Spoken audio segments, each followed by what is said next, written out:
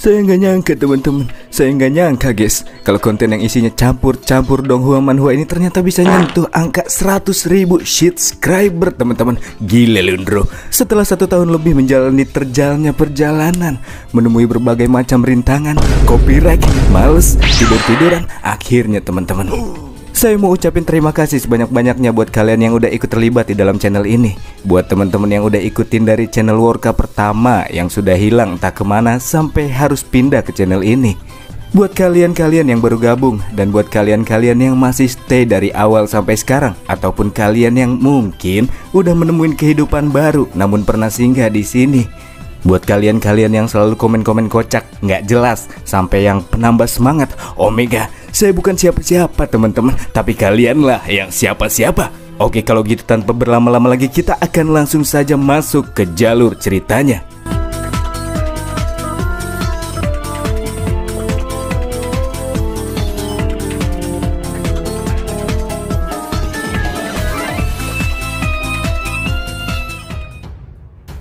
Masih di dalam kota Lingwei, setelah mengalahkan salah satu penyembah dewa kuno yang berasal dari sekte Geraja Mystic Blood bersama dengan Laguna, Yeu kemudian bertemu dengan seorang wanita muda yang secara tiba-tiba sudah berdiri tepat di belakang mereka.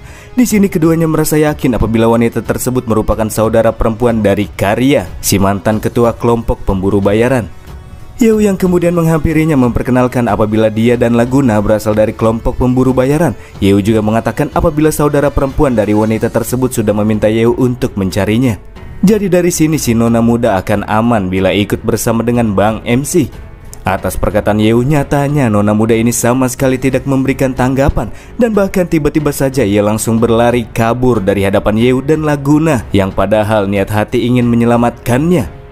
Agar tidak kehilangan jejak dari si nona, keduanya pun mulai melakukan pengejaran. Dan sesaat setelah melakukan pengejaran di sebuah gang-gang sempit, Yeu dan Laguna juga bertemu dengan sekelompok warga sipil yang mengalami mutasi. Apakah ini adalah jebakan yang sengaja dipasang? Tanya Laguna.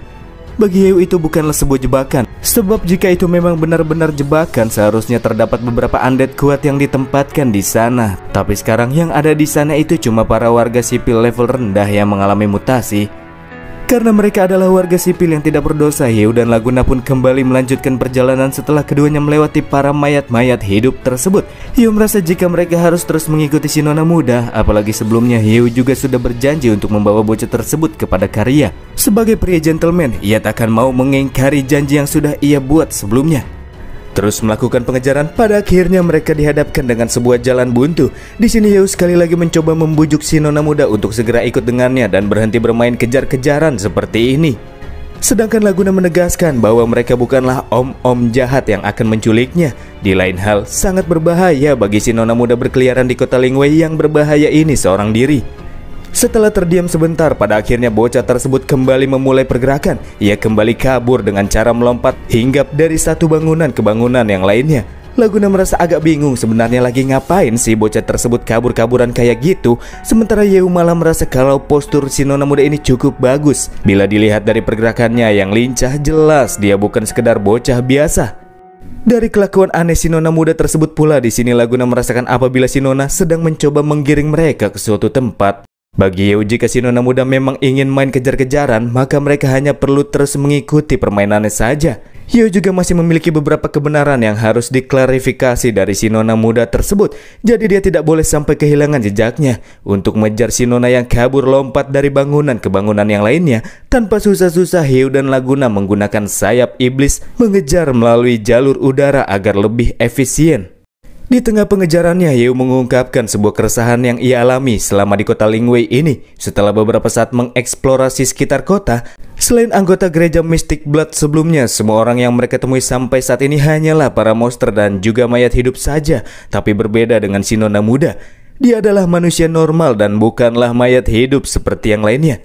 Laguna yang sebelumnya mengira kalau gadis tersebut adalah mayat hidup pun cukup kaget akan fakta ini. Justru hal ini lebih menganehkan, karena bagaimana mungkin bisa masih ada manusia normal yang sanggup bertahan di kota tersebut? Tentu saja jawabannya harus bisa mereka temukan dengan bertanya secara langsung kepada orangnya.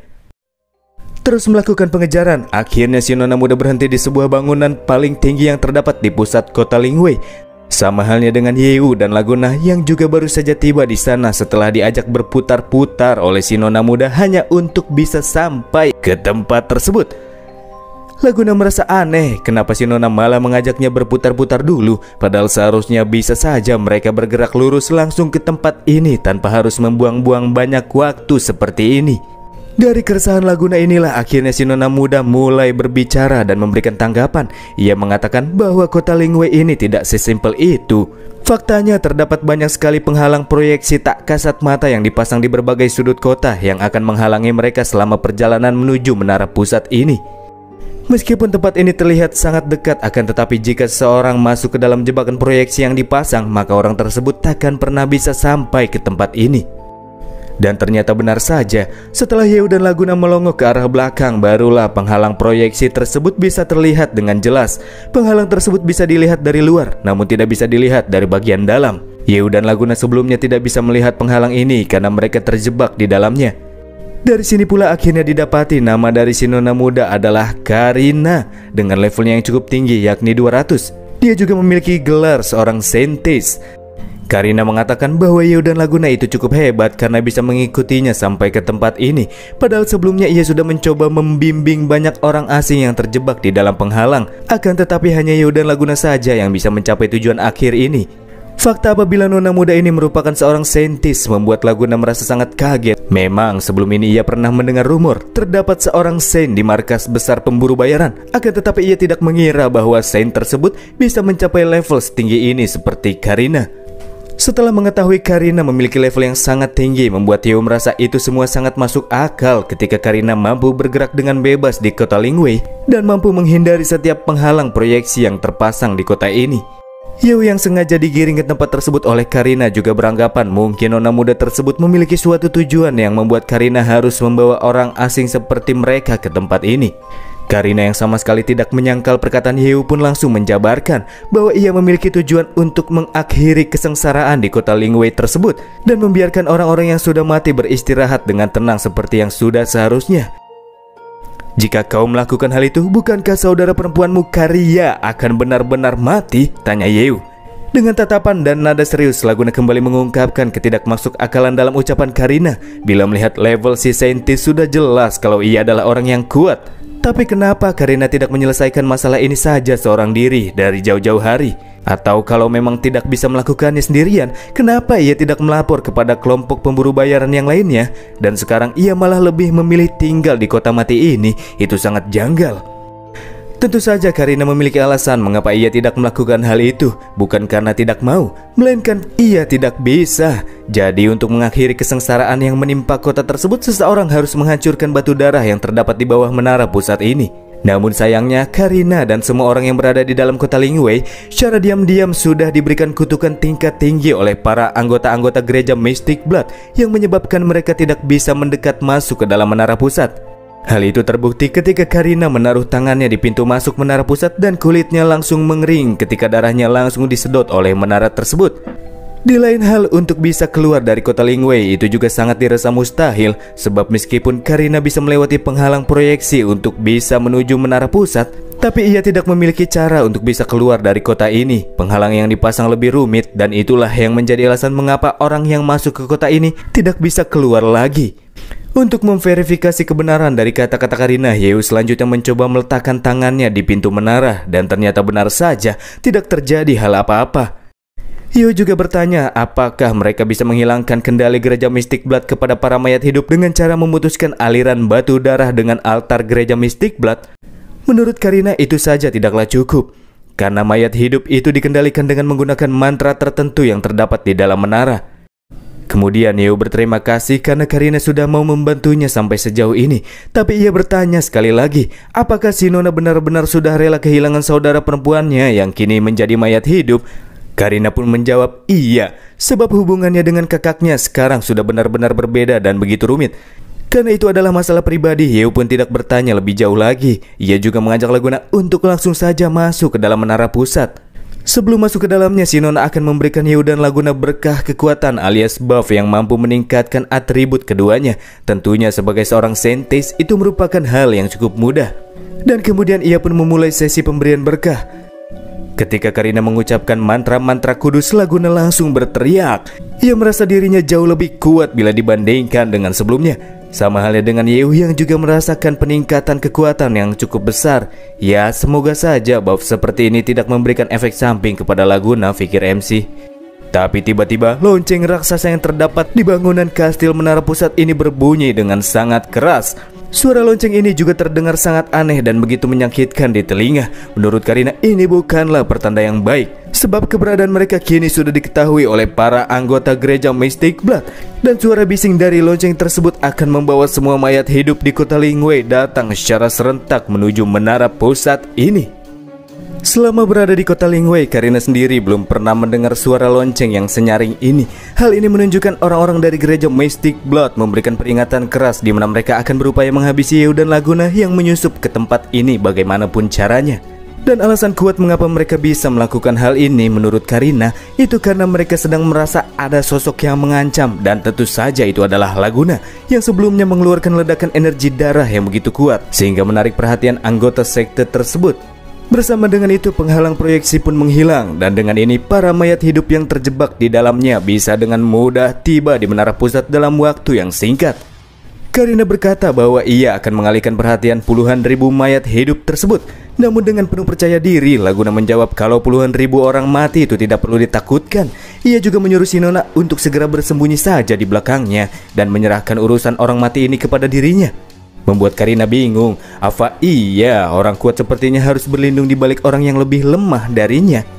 Tapi terlepas dari kepercayaan diri Laguna, bagi si Sentis, solusi terbaik dalam situasi saat ini adalah Yew dan Laguna harus segera masuk ke dalam Menara Pusat. Sebab berurusan dengan para mayat hidup ini hanya akan membuang-buang banyak waktu mereka.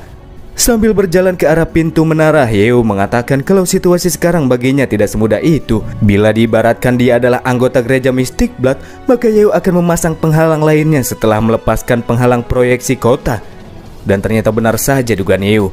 Pintu masuk ke dalam Menara Pusat kini ternyata sudah dilindungi oleh semacam penghalang yang lainnya, membuktikan apabila orang-orang sekte ini cukup cerdas karena bisa menggunakan trik seperti ini.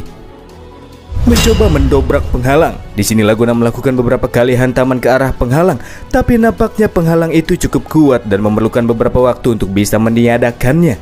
Sementara Yew dan Laguna sedang berupaya membuka pintu menara dari arah lain, mulai bermunculan gerombolan zombie yang sedang dalam perjalanan menuju Menara Pusat, dan mereka diperkirakan akan tiba sebentar lagi. Dan dalam waktu yang singkat jumlah para zombie pun semakin membeludak. Mereka membanjiri jalan-jalan di kota Lingwei. Karena kutukan yang tertanam di tubuh Karina, ia tidak bisa membantu Yew dan Laguna membuka pintu menara dengan menggunakan kekuatannya. Oleh karena itulah di sini Karina hanya akan menggunakan kekuatannya untuk menahan para zombie yang mulai berdatangan. Setelah beralih ke mode sucinya, Karina langsung melepaskan Defensive Circle, sebuah barir cahaya yang akan melindungi Yew dan Laguna yang masih berupaya membuka pintu menara. Di arah lain, setelah berkali-kali melakukan hantaman, Laguna masih belum bisa menghancurkan penghalang menara. Serangan yang ia lancarkan langsung memantul dan sama sekali tidak berdampak apa-apa. Dari apa yang terlihat, nampaknya gereja Mystic Blood sudah melakukan upaya yang besar untuk bisa membuat penghalang yang kokoh tersebut.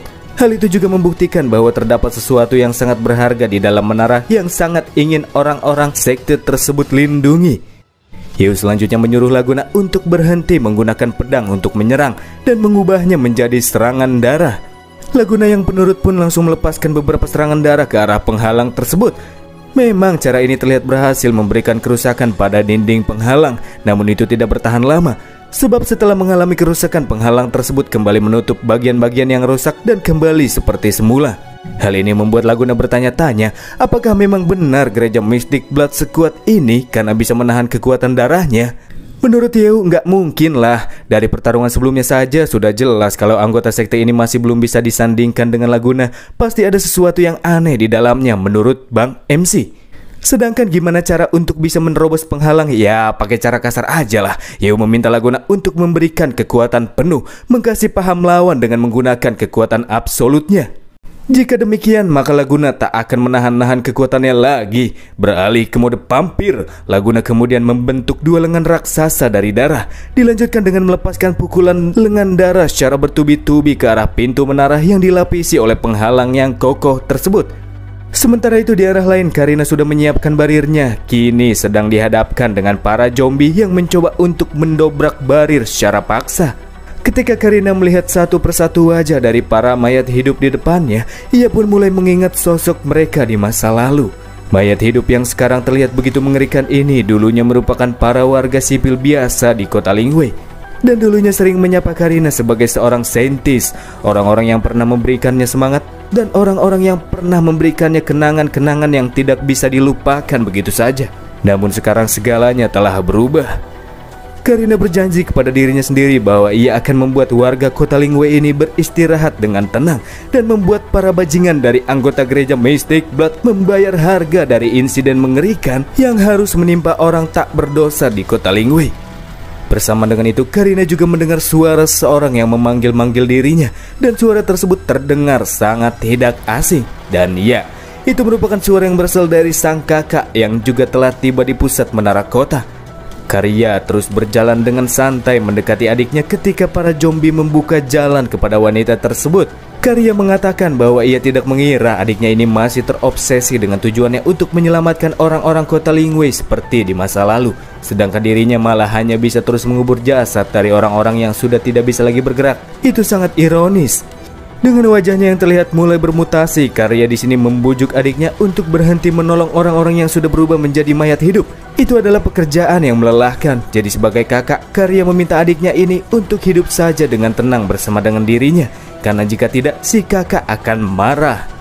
Sementara Karina masih mengurus urusan pribadi dengan kakaknya, di arah lain, Laguna nyatanya masih belum bisa menghancurkan penghalang meskipun ia sudah berusaha dengan keras.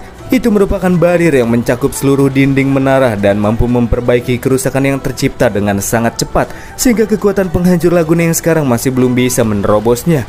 Gereja Mystic Blood sendiri masih terus berupaya untuk menunaikan tujuannya, yakni menggabungkan fragmen Shadow King atau batu darah dengan kekuatan dewa kuno. Apakah mereka sudah berhasil mencapai tujuannya? Dan itulah yang menyebabkan barir ini menjadi kuat. Menurut Yeo, jika itu benar-benar terjadi, maka situasi yang kini mereka hadapi akan jauh lebih rumit. Kita akan bergeser ke altar bawah tanah menara pusat, dengan terlihatnya para anggota gereja Mystic Blood yang sedang berkeliling di sekitar altar yang mengeluarkan gelombang energi yang besar di pusatnya. Darah dan daging sang dewa kuno yang berbentuk seperti akar tanaman juga merambat ke tubuh setiap anggota sekte tersebut. Dan ternyata untuk membuat penghalang pintu menara yang sangat kuat, mereka mengorbankan darah dan daging mereka sendiri sebagai energinya.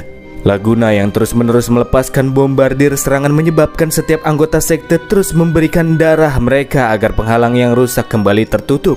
Dan karena itulah banyak dari anggota tersebut yang harus tewas dengan tubuh yang mengering.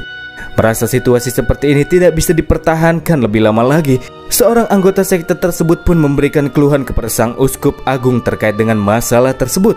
Tapi si uskup malah menyuruh mereka semua untuk tetap mempertahankan formasi, sebab ia tidak mau membiarkan orang asing yang berniat untuk merusak rencana gereja Mystic Blood masuk ke dalam tempat ini, yang tentu saja itu bisa berdampak besar pada rencana yang sudah mereka bangun selama 1 abad.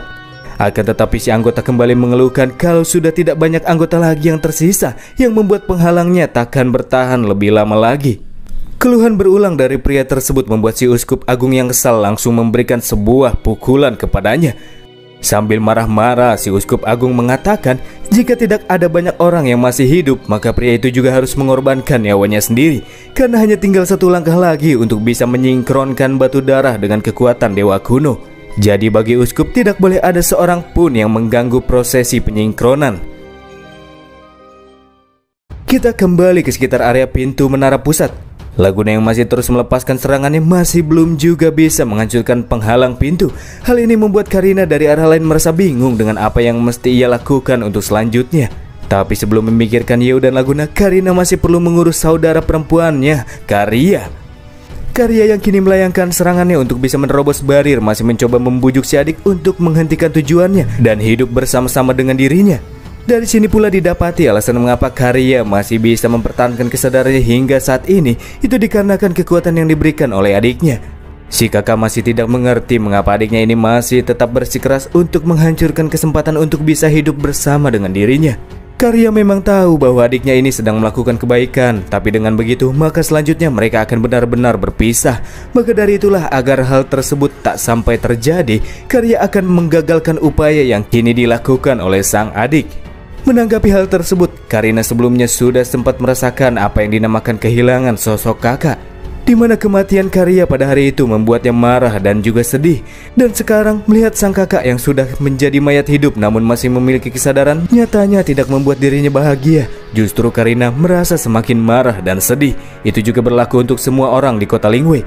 Sebagai saintis, ia tidak mau melihat tubuh dari orang-orang yang seharusnya sudah beristirahat dengan tenang malah digunakan oleh orang-orang dari gereja Mystic Blood. Sambil terus mengikis barir pelindung, Karya mengatakan bahwa balas dendam itu sama sekali tidak ada artinya. Sebagai mayat hidup yang memiliki ego di kehidupan sebelumnya, ia terus berkata kalau yang ia inginkan itu hanyalah hidup bersama si adik untuk selama-lamanya. Dan tidak ada hal yang lebih penting lagi daripada itu. Si adik juga faktanya menginginkan hal yang serupa, tapi baginya sosok kakak aslinya itu sudah tiada. Dan kebahagiaan yang akan mereka dapatkan bila bersama itu hanyalah kebahagiaan palsu. Nampak terlihat serangan pedang dari Karya mulai membuat barir yang semakin terkikis mulai mengalami keretakan. Bersama dengan itu Karya juga mengatakan karena tidak mau nurut, maka tak ada jalan lain lagi selain membunuh adiknya agar si adik juga berubah menjadi mayat hidup sepertinya. Menurutnya, maka dengan begitu mereka bisa hidup bersama-sama. Dari arah lain, Yeo melihat apabila si saintis yang masih dalam mode bertahan nampaknya sudah hampir kewalahan, apalagi lawannya adalah si mantan kepala pemburu bayaran. Jadi Yeo merasa kalau saintis takkan mungkin bisa bertahan lebih lama lagi. Maka dari itulah Yeo akan memberikan Laguna buff dengan menggunakan potion-potion tingkat tinggi yang sudah ia persiapkan. Sebenarnya Yeo tidak mau menggunakan cara ini karena menggunakan buff sebanyak ini kepada seseorang bisa memberikan efek samping yang tidak terduga. Tapi karena tidak ada cara lain, maka ini patut dicoba. Potion yang Yeo berikan kepada Laguna ini merupakan kumpulan potion yang memiliki efek-efek untuk meningkatkan kekuatan, resistensi tubuh, dan peningkatan pemulihan. Setelah merasakan efeknya, Laguna merasa bahwa kekuatannya kini sudah bertambah semakin besar. Ia menjadi sangat bersemangat dan sudah siap untuk langsung lepas landas. Laguna yang kini merasakan energi yang seakan-akan tidak ada habisnya terus tertawa gembira.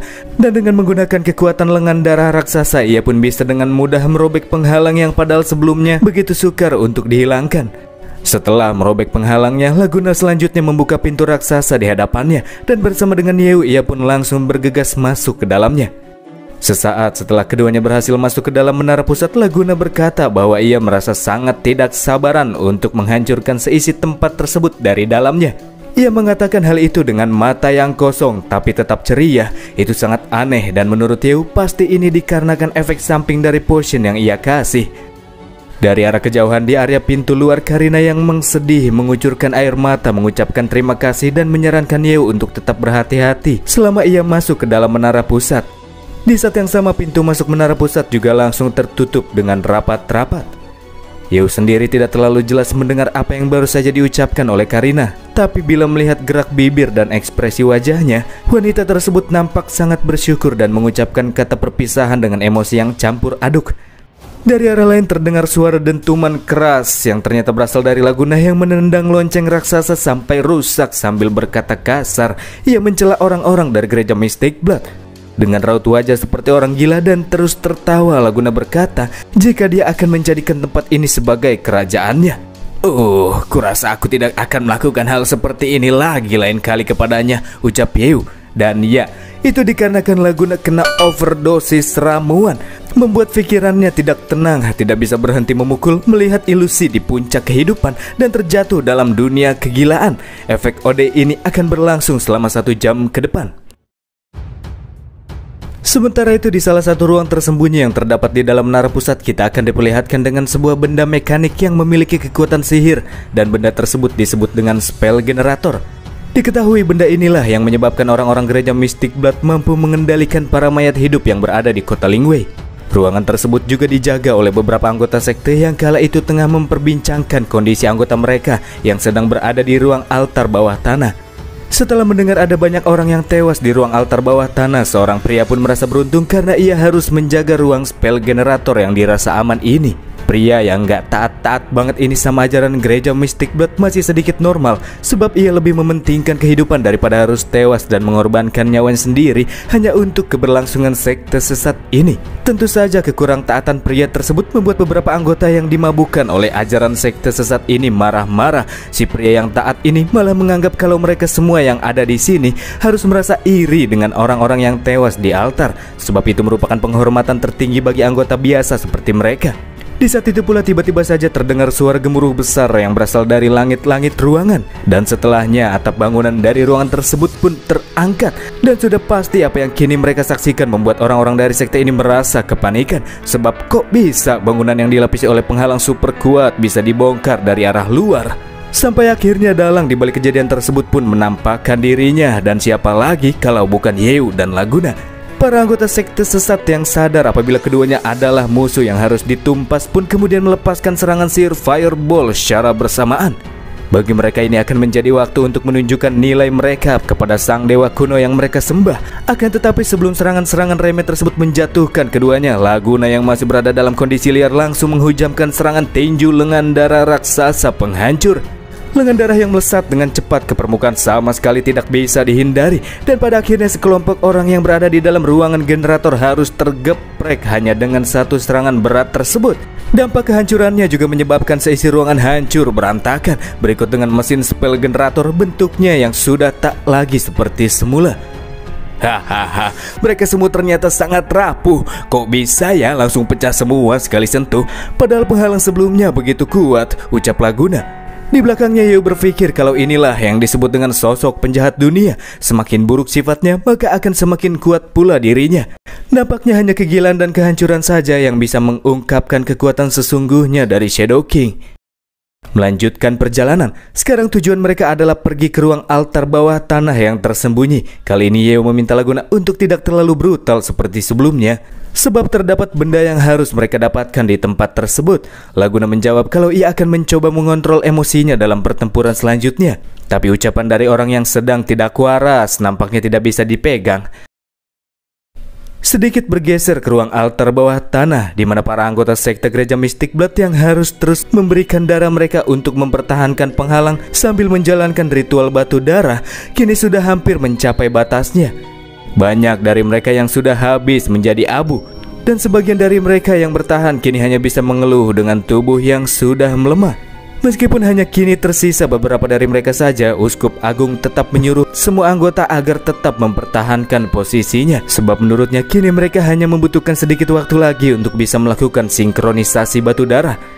Selain itu bagi mereka yang tewas karena berkorban juga ia anggap mati dalam keadaan suci. Jadi selama proses ritual belum selesai, mereka harus tetap bertahan meskipun harus merelakan nyawa. Uskup Agung di sini juga sempat bertanya-tanya tentang siapakah asal-usul dari orang-orang yang mampu menghancurkan penghalang terkuatnya. Tapi menurutnya mereka takkan bisa menemukan letak dari ruangan ini karena tempat tersebut sangatlah tersembunyi. Namun faktanya itu cuma anggapan sesaat. Semuanya langsung berubah ketika seorang anggota sekte memberikan laporan bahwa ruang generator telah benar-benar dihancurkan bersama dengan anggota-anggota yang menjaga ruangan tersebut. Laporan ini tentunya membuat Uskup Agung terkaget-kaget, sebab ruang generator juga ditempatkan di ruang rahasia yang sukar untuk bisa ditemukan. Bersama dengan itu terjadilah sebuah ledakan dari arah pintu masuk yang menandakan apabila situasi mereka sedang tidak baik-baik saja, karena ruang tersembunyi ini sudah ditemukan. Apalagi ledakan tersebut menghancurkan pintu masuk sehingga para penyusup kini bisa memasuki ruangan ini. Setelah melepaskan formasi, beberapa anggota sekte yang tersisa pun kembali membentuk ulang formasi yang dimaksudkan untuk melindungi sang Uskup Agung dari segala mara bahaya yang akan segera muncul. Dalam situasi tersebut, si Uskup masih tidak percaya jika tempat ini bisa benar-benar ditemukan oleh para penyusup. Bersama dengan itu, sang penyusup pun akhirnya menunjukkan jati dirinya, dan dia adalah Yewu. Di sini MC berkata kalau Uskup terlalu meremehkannya. Mencari tempat tersembunyi semacam ini cukup mudah baginya karena ia memiliki insting sebagai pemburu harta karun. Keberadaan Yewu yang hanya muncul seorang diri membuat para anggota sekte sesat ini merasa lega. Kirain penyusupnya ada banyak, tapi ternyata itu cuma seorang bocil yang berlevel rendah. Jadi mereka merasa aman karena beranggapan Yewu itu bisa dengan mudah dihabisi dengan cepat. Akan tetapi tak ada satupun dari mereka yang merasakan apabila Laguna kini sudah masuk ke dalam barisan formasi pertahanan mereka. Dan dengan sat-sat Laguna langsung mencabik-cabik leher para anggota sekte tersebut. Serangan yang tak terprediksi ini langsung menewaskan mereka semua dalam waktu yang singkat. Dan Laguna hanya menyisakan satu nyawa saja, dan itu adalah sang uskup agung. Gila, ia sangat cepat. Aku bahkan tidak bisa melihat pergerakannya, ungkap sang uskup yang kini sudah tak lagi memiliki satupun penjaga di sekelilingnya. Setelah melihat seragam yang dikenakan oleh Laguna, uskup pun menyadari apabila orang yang sudah menyerangnya berasal dari anggota pemburu bayaran.